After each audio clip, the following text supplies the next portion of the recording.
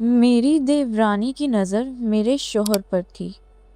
मेरा नाम आयशा है और आज मैं आपको अपनी ज़िंदगी का वो राज बताने जा रही हूँ जिसे याद करके आज भी मेरे दिल की धड़कन तेज़ हो जाती है।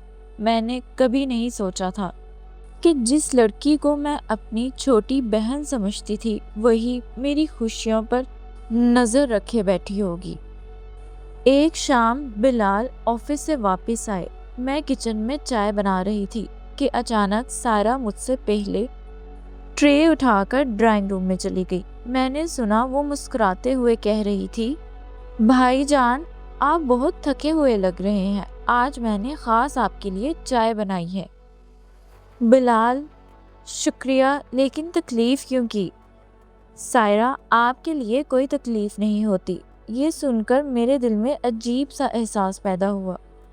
रात को मैंने बिलाल से कहा, आपको नहीं लगता सायरा आपका कुछ ज़्यादा ही ख्याल रखती है? बिलाल हंसते हुए कहने लगे, आयशा वो तुम्हारी तरह सबका ख्याल रखती है, ज़्यादा मत सोचो। मैं खामोश हो गई लेकिन दिल मुतमईन ना हुआ। फिर एक दफ़ा रात तकरीबन 12 बज रहे थे। बिलाल वॉशरूम में थे कि इनके फ़ोन पर मैसेज आया। स्क्रीन पर सायरा का नाम देखकर मैं चौंक गई। मैसेज था, भाईजान मुझे नींद नहीं आ रही, आपसे बात करनी है। मेरा दिल ज़ोर ज़ोर से धड़कने लगा। बिलाल वापस आए तो मैंने फ़ोन इनकी तरफ बढ़ा दिया। उन्होंने मैसेज पढ़ा और हैरान रह गए। मैं नम आंखों से बिलाल से पूछने लगी, बिलाल, एक शादीशुदा औरत आधी रात को किसी गैर मर्द को मैसेज क्यों करेगी? बिलाल कहने लगे, आयशा तुम गलत समझ रही हो। मैं गलत समझ रही हूँ या कोई हदें पार कर रहा है? कमरे में खामोशी छा गई। फिर एक दिन घर में कोई ना था। मैं किचन में थी। अचानक मुझे ड्राइंग रूम से सायरा की आवाज़ सुनाई दी, भाईजान मुझे ऐसा लगता है कि मेरी ज़िंदगी में खुशियाँ ही नहीं हैं। बिलाल, अल्लाह पे भरोसा रखो, सब बेहतर होगा। सायरा, काश मेरी किस्मत में भी आप जैसा शोहर होता। ये अल्फाज सुनकर मेरे हाथ से प्लेट गिर गई। जोर की आवाज़ आई, दोनों चौंक गए। मेरे दिल में जैसे किसी ने खंजर खोप दिया हो। फिर एक दिन ऐसा हुआ कि सच्चाई सामने आ गई। खानदान की दावत थी, सब खुश थे। मैं किचन में काम कर रही थी कि मेरी नंद दौड़ती हुई आई। आयशा तुम्हें अभी मेरे साथ आना होगा।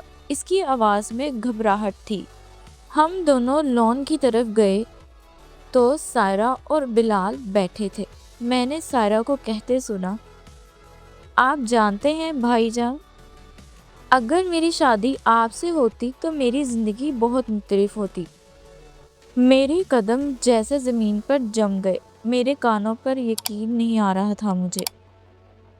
बिलाल फौरन खड़े हो गए और सख्त लहजे में कहने लगे, सायरा तुम एहसास कर रही हो कि तुम क्या कह रही हो?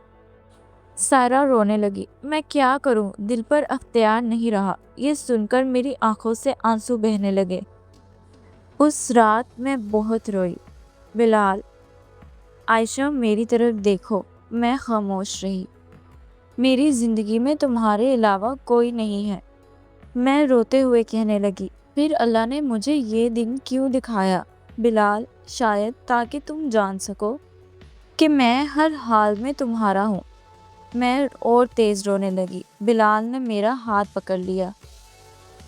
बिलाल, एतमाद टूटने ना देना, क्योंकि एक दफ़ा एतमाद चला जाए तो रिश्ता ज़िंदा रहकर भी मर जाता है।